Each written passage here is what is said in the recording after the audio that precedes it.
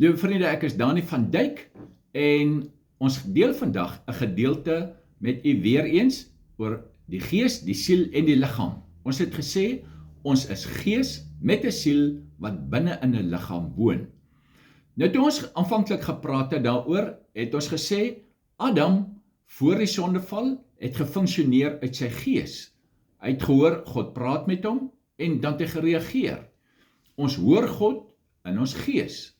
So, toe kom die sondeval, die verhouding verbreek, die kommunikasie verbreek, maar Jesus kom en hy herstel dit weer.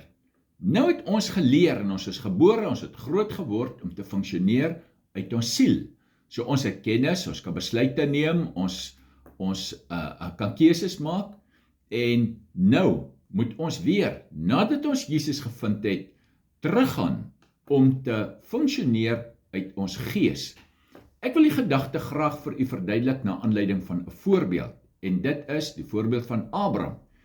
Ons lees in Genesis 12 vers 1, en die Here het aan Abraham gesê, gaan uit jou land, uit jou familie en uit jou vader se huis, na die land wat ek jou sal wys. Baie duidelike opdrag, Abraham het geen twyfel nie, hy hoor God in sy gees, want dis waar ons met God kommunikeer, in ons gees. Hy hoor God in sy gees, en hy doen dit wat God sê, hy trek weg, maar hy vat vir Tera, sy pa, en vir Lot saam.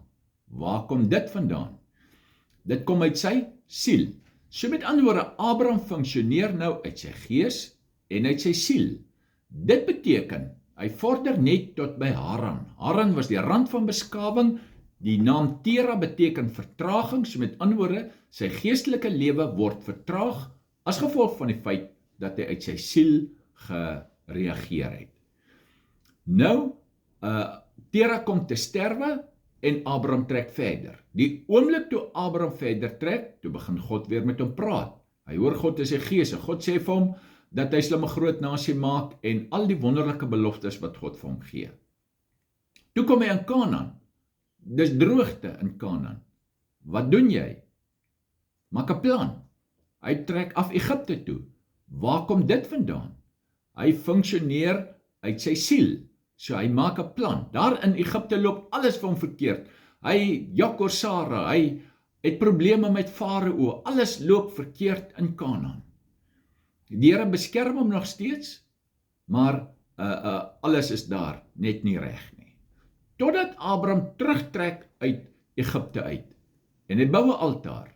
Weet jy wat gebeur die oomblik toe hy die altaar bou? God begin weer met hom praat. Hy hoor God in sy gees. Nou kom die volgende, en dit is Lot. Hy en Lot kry probleme, want God het nie vir hom gesê om vir Lot saam te vat nie. Nou moet hy en Lot met mekaar skei, want hulle het Hulle veewagters het probleme opgetel.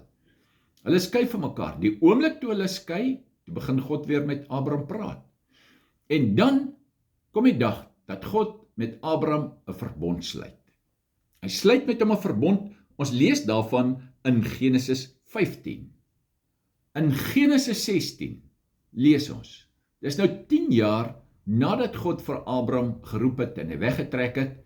Nou daar 10 jaar verby gegaan. Daar het nou 10 jaar se beloftes. Sy tyd is nou verby.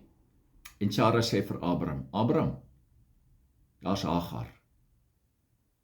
En Abraham doen dit. Waar kom dit vandaan? Uit sy siel. Kan jy sien hoe dat Abraham dan funksioneer uit sy gees, dan funksioneer uit sy siel, dan uit sy gees, dan uit sy siel. Elke keer wanneer hy funksioneer uit sy gees, is dit ontsettend positiewe invloed wat dit het. Die oomblik as hy uit sy siel reageer, dan is dit ontsettend negatief. Die hele storie met Hagar en Ismael, die probleme wat ons tot vandag toe nog mee sit. Nou is die groot vraag, hoe maak ek om te funksioneer uit my gees? Hoe weet ek, dis nou uit my siel of dis nou uit my gees? Nou, ons kommunikasie is in ons gees, waar God met ons praat. So om uit my gees te funksioneer, moet ek reageer op dit wat God sê. Nou lees ons in Hebreërs 4 vers 12, staan daar, want die woord van God is lewend en kragtig en skerper as 'n tweesnydende swaard en dring deur tot die skeiding van siel en gees. Gewrig en murg is 'n beoordelaar van die oorleggings en gedagtes van die hart.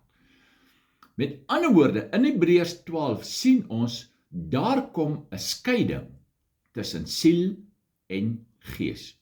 Nou, Watchman Nee sê vir ons, wat in Hebreërs 4 vers 12 verduidelik word, is 'n Ou Testamentiese offer.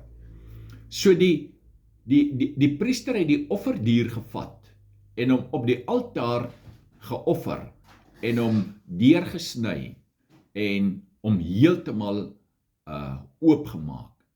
En dis wat met ons moet gebeur. So ons het gesê, ek het gesterwe. Dis 'n afgehandelde saak. Die ou mens is dood. Hy's in die graf. Daar het 'n nuwe mens opgestaan in Christus en die nuwe mens sit nou aan die regterhand van die Vader in Christus. Dit is in my gees. So hier in my siel moet daar nou 'n oorgawe plaasvind. Hierdie oorgawe beteken prakties, ek lê my lewe, my sielewêreld, lê ek vir die Here op die altaar. Ek gee oor aan hom. Ek gee alles aan hom oor. En ek vra dat hy sal kom met sy hemelse skalpel en die snit in my lewe sal kom maak tussen gees en siel. Dat hy daardie openbaring vir my sal bring. Wat is gees? Wat is siel? Sodat ek uit die gees kan funksioneer. So hierdie is 'n daaglikse proses. Ons het gesê, wat in my gees gebeur het, dit is vas, dit staan vas, dis my posisie. Maar nou in die wandeling is dit waar hierdie oorgawe, en dis dis 'n daaglikse oorgawe wat moet plaasvind, waar ek my lewe oorgee. Wanneer ek agterkom, daar's iets in my lewe wat die Here vra, ek lê dit af, ek lê dit neer, ek kom lê myself op die altaar en ek vra dat die Here dit sal kom vat en hy dit sal kom wegwas. Nou, as ons nou gaan kyk verder in dieselfde Abraham se lewe, nou vra, ek dink dit was Andrew Murray gewees, hoekom het Abraham vir Isak geoffer, op die ou end? En dan lees ons in Hebreërs 11 vers 17 en 18, gee vir ons die antwoord, want Abraham het geweet, dat God homself uit die dood kan lewendig maak. So nou sê Andrew Murray vir ons, hy sê, hier is nou 'n baie groot geheim, en dit is daar iets in my lewe is, wat dood is, wat dit ook al mag wees, iets waarvoor ek dalk 'n geweldige passie gehad het, op 'n stadium in my lewe, maar nou dit dood gegaan. Hy sê, daar's net een manier om dit lewendig te kry, en dit is, lê dit vir God op sy altaar. Gee dit aan die Here terug, maar dan moet jy dit opreg aan die Here teruggee. Lê dit vir hom neer, lê dit vir hom af, gee dit vir hom terug. Hy sê, en dan kom die Here, en hy gee daaraan lewe, goddelike lewe. En hy kom werk in my, om te kan funksioneer uit my gees. En dag vir dag lê ek neer, lê ek af, vra ek vergifnis, as daar iets is wat ek verkeerd gedoen het, en die Here kom werk dit in my lewe. En soos ek aangaan, leer ek om meer en meer te steun op die Gees, meer te steun op die Heilige Gees, meer te steun op die werk van die Heilige Gees. Ek leer hom beter en beter ken. Ek leer hom meer vertrou.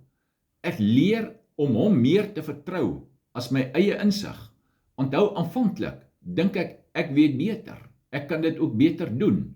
Maar soos ek leer en die tyd aanstap en God binne in my werk, kom ek agter, hy weet van alles, in elke opsig, meer kennis. Hy weet alles wat in die toekoms gebeur, en leer ek om meer en meer te funksioneer vanuit die Gees. En die Here help u daarmee, dat ons aan hom oorgee, afgee, en die Here seën u. Hy seën u baie ryklik, en ek vertrou u toe aan die kragtige werking van die Heilige Gees.